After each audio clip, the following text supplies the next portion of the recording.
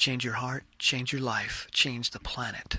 We often look for people or plans or role models that are going to inspire us and make us think about big results. And we get someone, we hire a coach, or we join some program. And in the beginning, we're doing really, really well. And the numbers are fantastic. And we see this great progress. And that level of awareness, you could call your executive level, your identity level awareness. This is who I am. Like, I am rocking right now. I'm killing it.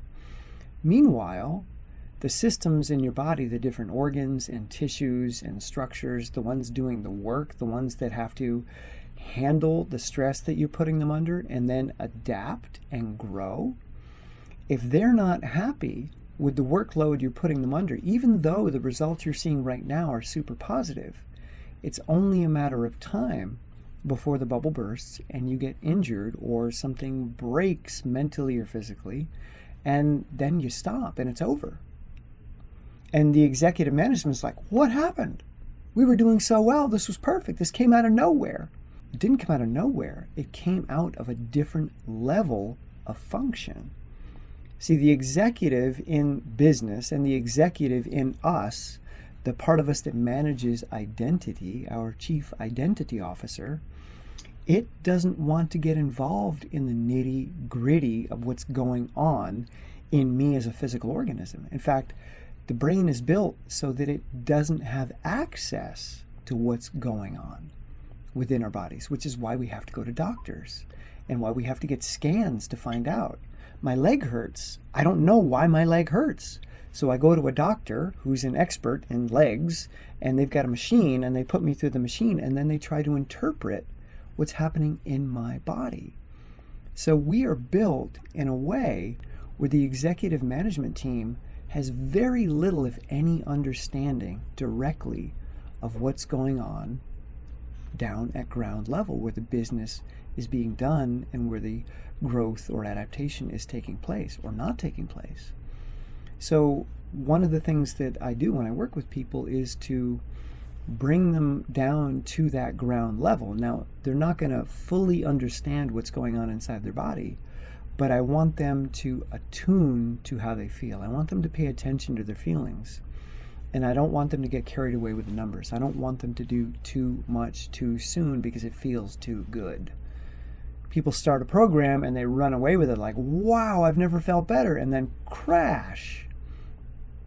So you've got to let go of this idea of huge wins or big gains or big losses when it comes to weight. And you've got to allow for this very slow, incremental, adaptive process that has 2 steps forward and 1 step back, and there's all this learning, and there's this, well, I'm not sure what's happening. Let me experiment. Let me talk to some people. Let me try some different things. And you've got to engage in a more experimental way of moving forward rather than the certainty that I can do this. Because the I that's saying that isn't the part of you doing the work. It's just the part of you that has now identified with the trajectory that these apparent results are leading you towards. And that's really dangerous, and yet it inspires so many people to get engaged. So it's this really, this tight rope that you're walking on, this fine line between not being inspired and being inspired to the point where you do too much and you're not present to what's going on within you. So getting grounded, being mindful, taking your time, allowing for a really, really slow growth trajectory is vital to sustainability, but yet really unappealing to most people. And this is why it's so important to have someone that's been through this or understands it work with you. Because individually, our brains want to run away. They want to go off in the fantasy of who we are now becoming. But it's really only our identity that is becoming that. It's our imagination. Meanwhile, our body is saying, I don't think so. I abandoned that ship a long time ago. I'm just waiting for you to figure it out.